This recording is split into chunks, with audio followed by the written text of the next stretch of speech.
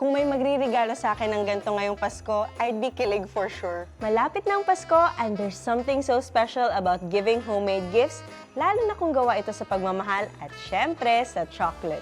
Gently simmer lang natin ang Nestle All-Purpose Cream at konting vanilla tapos ihalo ang chocolate chips. The rich texture of the cream creates that lush, silky finish, giving the truffles that velvety melt in your mouth feel.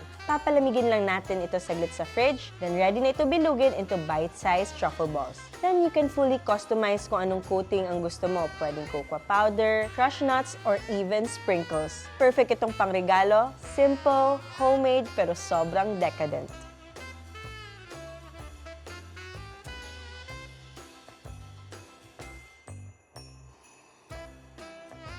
Wow, that is so rich, but perfectly balanced. Creampressive ang sarap ng Nestle All-Purpose Cream, now with a new look.